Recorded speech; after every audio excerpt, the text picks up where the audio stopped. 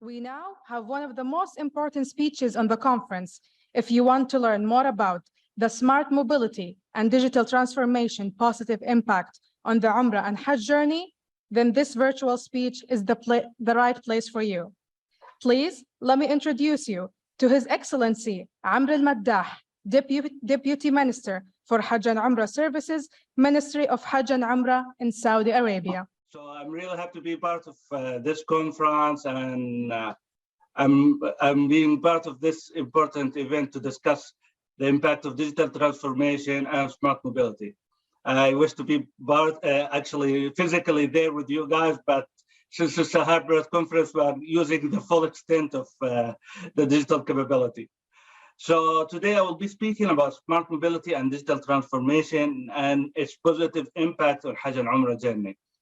I think many of you are familiar with Hajj and Umrah, but maybe you are not familiar with the challenges we are facing in that sector and how digital transformation and smart mobility are playing an important role in how we do things and the magic behind the scene, as they say.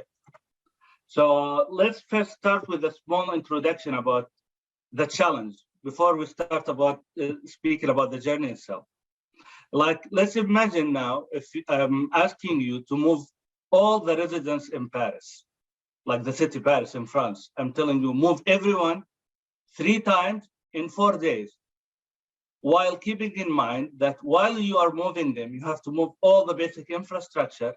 You have to provide them with all their basic needs, and you have to do all of this with almost 0 accidents, with all their requirements met, and door-to-door transportation.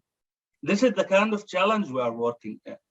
Some people don't understand that when we are speaking about Hajj, maybe it is one of the oldest ritual in the universe, but still it is one of the most complicated and most challenging event and the biggest event on earth. When we are speaking about Hajj, we are speaking about, for just Hajj, for example, we are speaking about more than 2.3 million people coming from more than 160 countries, speaking almost as many languages as you can imagine exist on Earth. And you have to do all of their movement while taking in consideration that all of these people come from different backgrounds with different age groups, and you have to do it almost with 0 accident in no time. So imagine moving Paris with all of these conditions. This is actually what happens at Hajj every year. When we are speaking about Hajj, we see images like this, but still everyone get to move from Arafah, for example, in Mina, 2.3 million people get to move in less than 6 hours. When we do all of this, because we have ritual limitation, if they don't move in less than 6 hours, then maybe the ritual will not be correct. So we have to do all of this while keeping in mind all of these challenges. When we're speaking about transportation, as we say in the Hajj sector, is the vein of all of the Hajj operation and all of the tasks we are like organizing and planning. So transportation is the most important part of Hajj, actually, because transportation is the factor that can move all of these people from one place to another in the exact time to the exact location. When we're speaking about moving the 2.3 million or 2 million people, we have to move them from door to door. We have to take into consideration that everyone might get lost. Everyone will be having to stay near his tent. We have different physical and language barrier we have to deal with. So this is the kind of situation we are speaking about transportation. So we are speaking about smart mobility. We are speaking that in this kind of environment, if you succeed, you'll succeed anywhere else. Personally, I have a PhD in AI and artificial intelligence and visual image recognition. So before coming to the Hajj sector, I'm working in the Hajj sector. I used to work in challenging environment. Actually, one of my research paper was about how to do image processing in cluttered and challenging environment. What I discovered that all of the challenges, most of the research papers do on challenging environment is nothing like Hajj. When we're speaking about face recognition, for example, when we are speaking about the challenge in face recognition, usually you train your data in a way that is enabled in some kind of certain age group or certain race, for example, or certain nationality. So your algorithm will work perfect there. But when we're speaking about Hajj, we have to consider that we have people from all the nations on the earth. We have people from all the different age groups. And what makes it even more challenging that they are all wearing the same type of clothes. They are all wearing white and in kind of high flare environment with the sun and everything. So it's really challenging. So if your smart mobility idea, smart mobility algorithm, your digitization approach, your AI-enabled application, your planning work in Hajj, it will work anywhere else. So this is the most challenging, the most like complicated event on earth. So this is why for us, when we succeed in Hajj, we feel that it's really something we're feeling proud of. This is why even the king in Saudi Arabia, he feels proud about calling himself the servant for the two holy mosques. Because we understand for the value, the Islamic and religious value of this ritual and the two holy mosques. And the second thing is, we understand how challenging it is. And we cannot just do it by ourselves. It is just a compilation of years and years of experience, years and years of following like the latest in services providing, the latest in technology. And of course, the most important thing is like the success and guidance by God, which enable us to do this ritual with almost like zero accident every day. Of course, like some small errors might happen, but we learn from them. So this is what makes Hajj actually beautiful. It's like doing this every year is really rewarding for us and for everyone there. Like for other countries, for example, sometimes it's just challenging to accommodate the World Cup or the Olympics. And usually they have to prepare for it 12 years in advance or 10 years in advance. And the event usually like in the World Cup final or the Olympics, like the medal ceremony in one of like the most popular event will usually like, if it really got crowded, it wouldn't get more than 600,000 or maybe 1 million. But here you have only 10 months to get all your preparation done, and you have to do it every year. So before speaking about what we do to digitize the journey or what we do to make it smart and AI enabled, I wanted to explain the challenge behind it. And I wanted to explain the effort that goes behind. Of course, people from all the nationalities work in contributing like all the digital solution we are using. And we are proud to work with everyone to make this happen.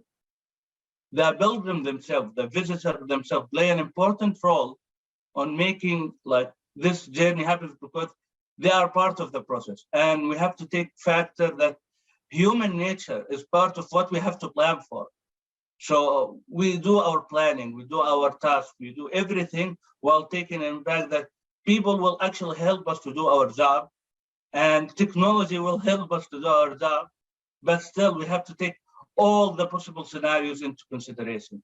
This is why when we are doing the Hajj PMO, for example, for us internally, the number of tasks done by, for example, the ministry team, the companies on ground, the other government entity exceeds 2 million tasks and operations that need to be performed in the exact time, in exact location, on the proper manner, actually. So for the 2 million and a half people performing Hajj, we have to move them 4 or 5 times in less than 10 square kilometers while providing all the necessary services. And to do this, more than 250,000 people actually serve. So first, I wanted to explain the challenge, the environment, the complication of the event. So when we speak about the role that actually AI makes it happen, you understand the value of what we are doing actually.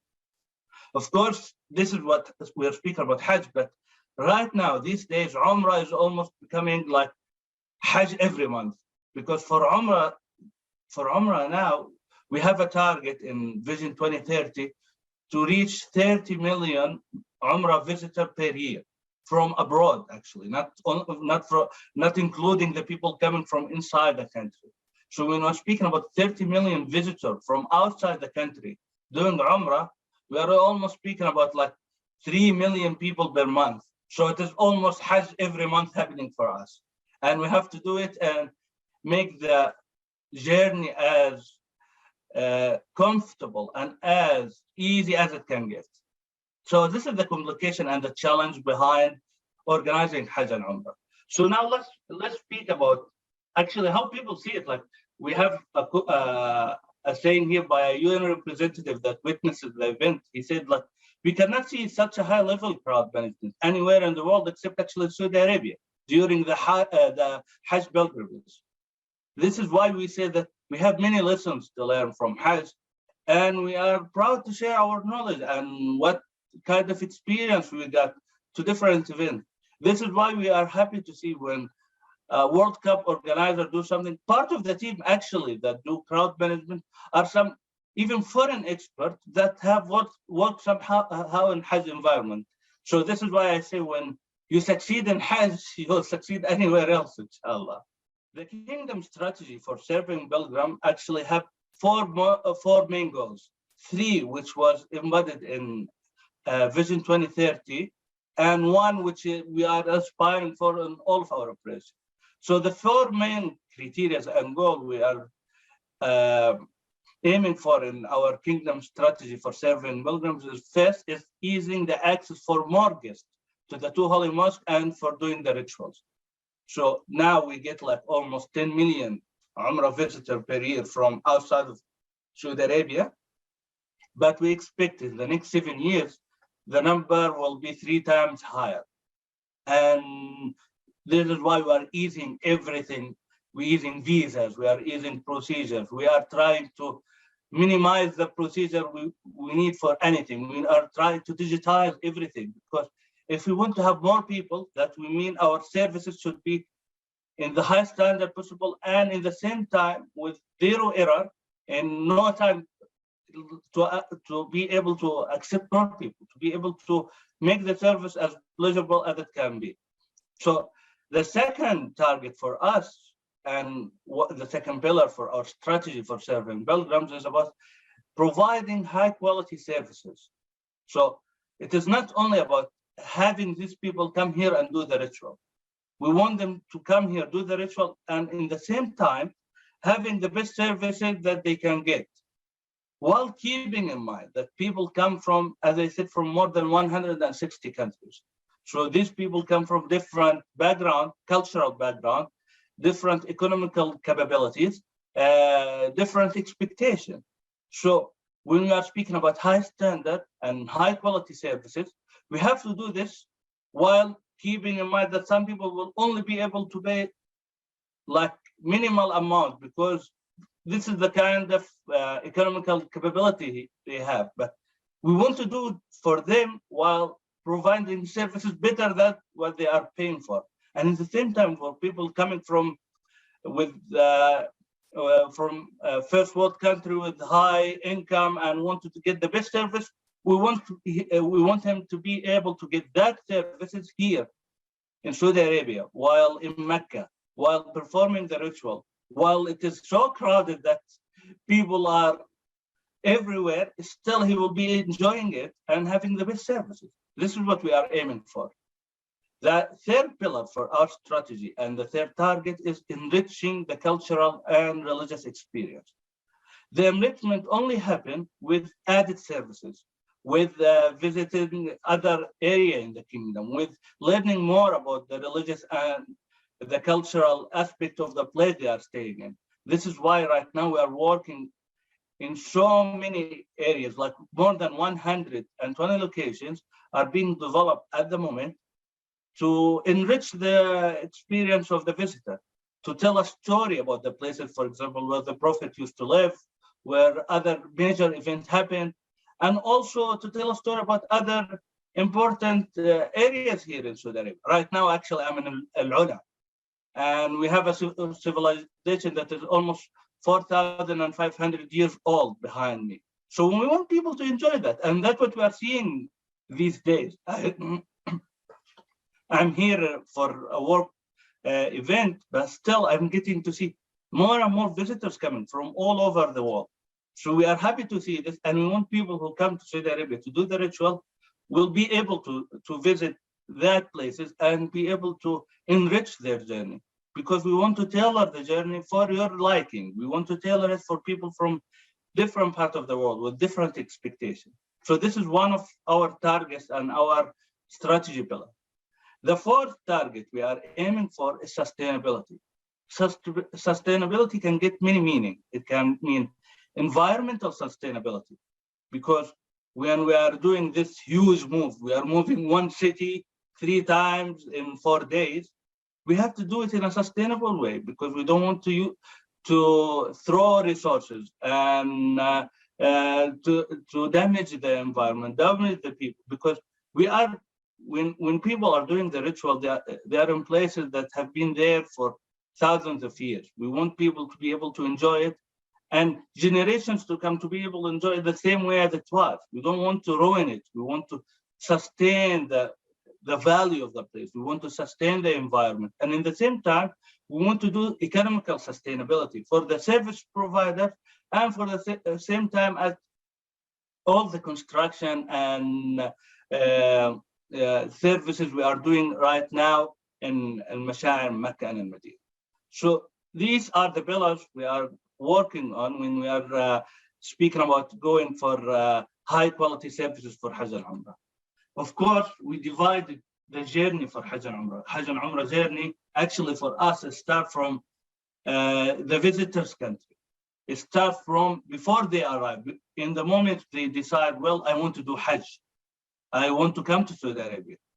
Our journey starts from there, and our role starts from there, because we want to do some tasks and job like to make their pre-arrival easy, getting the visa, planning their visit, planning where to stay, where to go, how we can make it as pleasing as possible, as easy as possible.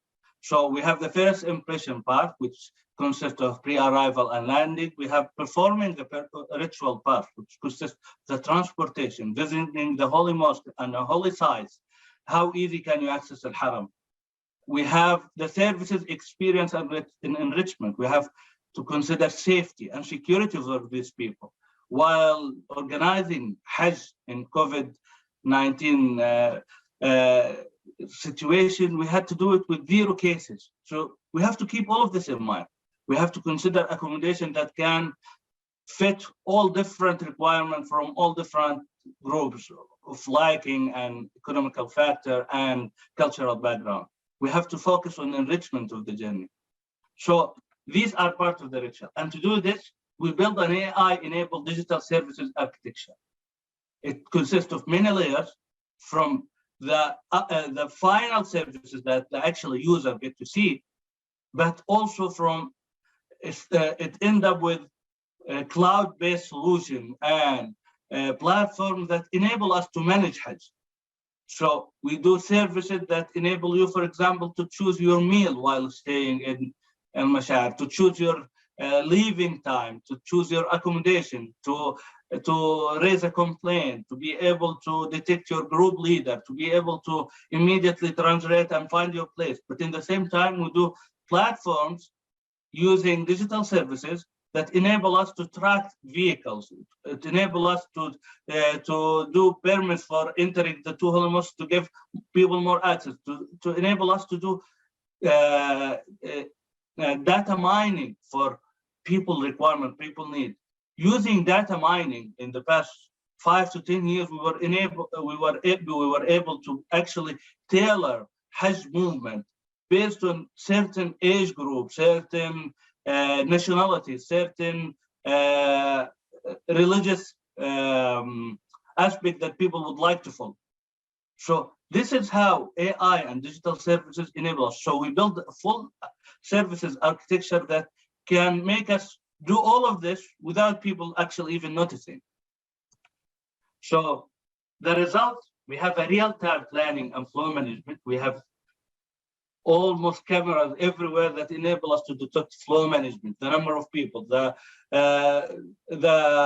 deviation from our planning, for example, for Hajj movement, the error which are occur because of human nature. People don't want to follow the schedule, want to move right now.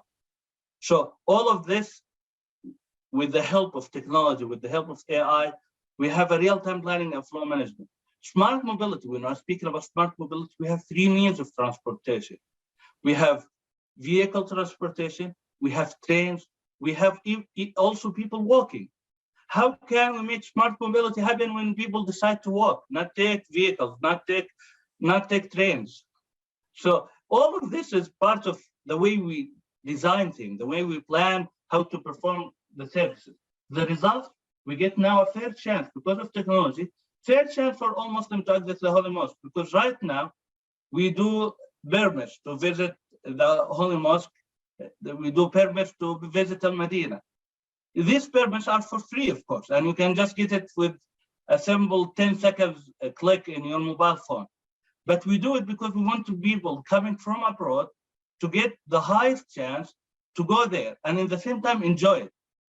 If you see the first version, like to the right, people before actually like doing this permit things used to be crowded and pushing. So people with better health conditions will be able to push and go almost every day. While people with like disabilities or coming for the first time and don't know what time to go will usually end up not visiting the place or not enjoying it as much as they hope. This is why right now, with AI and data analytics, we are enabled to give 100% from people coming from abroad a chance to visit the Holy Mosque in Mecca and Holy Mosque in Al-Madinah in a way that they are feeling more relaxed and they are getting their time actually to enjoy, as you can see in the picture to the left. It also gives us a better flow control and crowd management in Al-Haram while performing prayers, because we can limit the numbers based on the operational capacity every day. Every day today, we have an operational capacity, and based on this operational capacity, we can do planning for our operations and planning of number of permits we should issue. It gives us also better distribution through the day and year. 10 years ago, or 20 years ago, people used to come from outside of the country to Saudi Arabia, for example, for Umrah, mainly in Ramadan or Rajab or Rabi'ah. 3 months usually will be the crowdest. Well, the other days will be low traffic, even though people would want to come, but they will be saying like, well, if I will come, let's go with like these days. It's like it's in coincidence with important religious events, so I will get to witness it there. But with AI and data distribution and actually giving people the power of information, you tell them, well, if you are planning to come at that day, it will be really crowded. If you are coming to this day, it will be cheaper and it will be actually more pleasant journey. These days, this year, we see more even distribution throughout the year for Umrah because of that. And this has only happened because we are enabling AI and digital solution in our journey. So we are building a guest-centric full digital experience where he can do package reservation, he can get his support and help, he do permit management, he get his digital ID where he can use it everywhere instead of carrying his passport. He get e-wallet where he can spend money while instead of carrying cash and worrying about like exchanging money, etc. So this is the result of enabling AI and digital transformation in the Hajj and Umrah sector.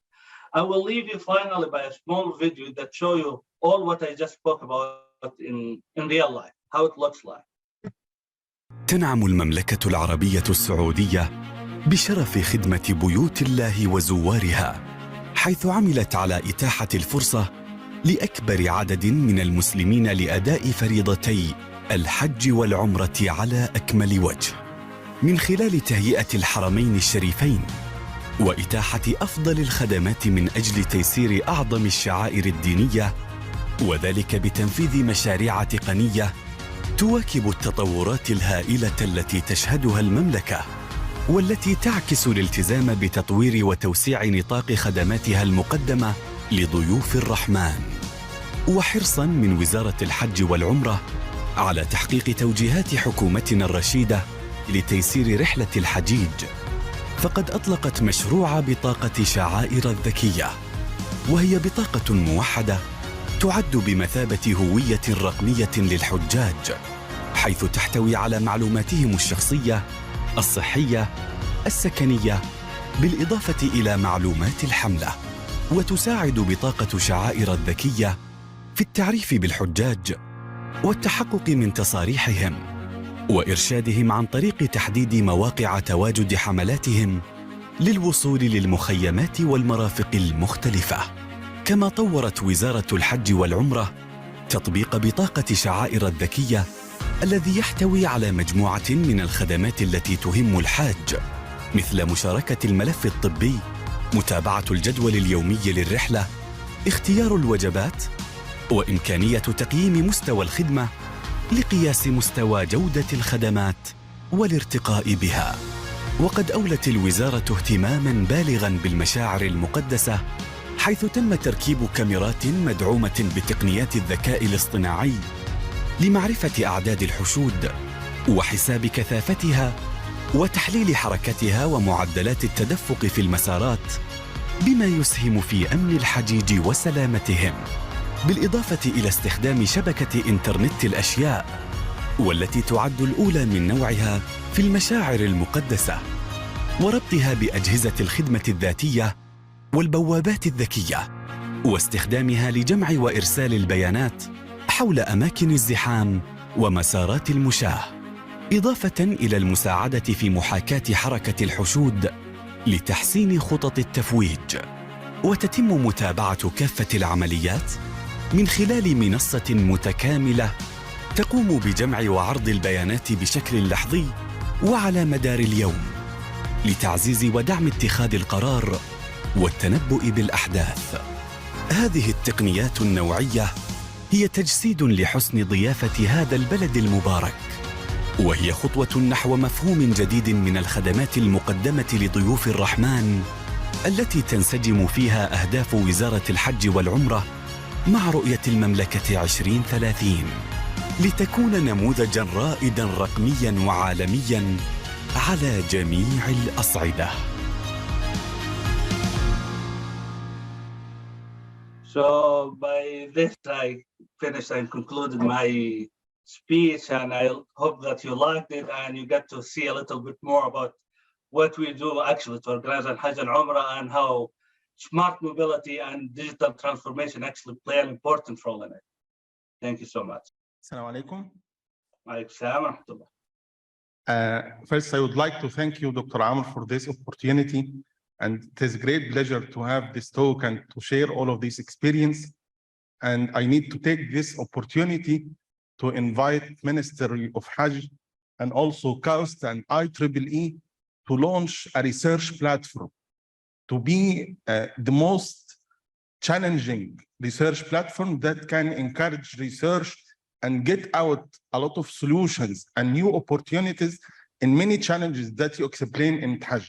I think if we succeed to launch this research platform, it will be a very good opportunity to help find a new solutions for Hajj and also new solution for many technology challenges worldwide. So I hope we can discuss this later and we can launch this as one of outcomes from this conference on Saudi Arabia. Of course, it's our pleasure. We usually what we'd like to say is wisdom is like the treasure for the believer, like we have a saying like that. So for us, wherever we can find value, wherever we can find a research or an idea that can help us do our job better, we will be 100% behind it. This is why we are doing hackathons, Hajj challenges, idea creation, and of course, we'd love to create such a platform to help people actually engage to work toward solving these kind of challenges. I would love to discuss that, of course. Assalamu alaikum. I have also a question, my friend. First of all, also, I like to echo what the previous person actually said to you, it's impressive. I see actually you have already a lot of elements in place, looking at your video. So where are you now on the journey? And just also to build upon what my predecessor was telling, what are the kind of platforms of research you're looking for? Of course, like when we're saying about where we are at the journey, for us, it's a never-ending journey. Actually, this is one of the slogans we have in the ministry, because we believe every year we can do better. Even if we are satisfied with what we did achieve this year, we think still there are huge room of improvement. This is actually the whole Vision 2030 mindset we are working with. We want to improve ourselves every day. So where are we at now in the journey? We achieved something, but we want to make it even better. We want to make it even more comfortable. We want to accommodate more people. So we want to do the services in a way, if it takes 10 minutes right now, we want to do it in a way that takes only 1 minute. So we have certain challenges in certain parts, and would love actually to discuss it. This is why, for example, we build a portfolio about every year we do a kind of 15 set of challenges that we want researchers to engage in, want creative people to engage in. This is why we actually built the Center for Creativity and Entrepreneurship in the Ministry of Hajj and Umrah, even though it is not our role actually to build an entrepreneurship ecosystem. But we believe that the only way to go forward is to like encourage more people to actually engage into tackling the issues we are dealing with from a certain angle, from different angles. Like we want to be able to say that the same issue, the same problem we have been doing in a certain way, we want to look at it from another way. This is why we define the problem, and sometimes we don't tell you even what we are doing, because we want you to be able to tell us, well, the proper way to do it is that way. So while engaging with us, we'll be telling you, okay, this is the right approach, but we will face this kind of challenges. Or we did that approach, and these are the results. We have an open door policy, actually, the Ministry of Hajj and Umrah, because we believe that what we are doing is not for us. And it is not only representing Saudi Arabia, it's for the whole Muslim population, because this ritual is their fifth pillar. So we should be able to make them enjoy it as much as possible. And if they have something to contribute to make it even better, we are welcoming. So in this kind of maybe research platform, like our colleague just mentioned, maybe we'll be able to discuss it in more detail, but anyone interested, platform or not, we have an open door policy. So please contact me, contact my colleagues. They are there on the stage right now. We have a challenge happening while we are speaking right now, actually in chaos. So we are open to discuss. And if you have something that you think that will contribute, we'll be happy to hear you and help with it. So mainly, how can you move people faster? How can you do services better for them? And how can you do it cheaper, actually?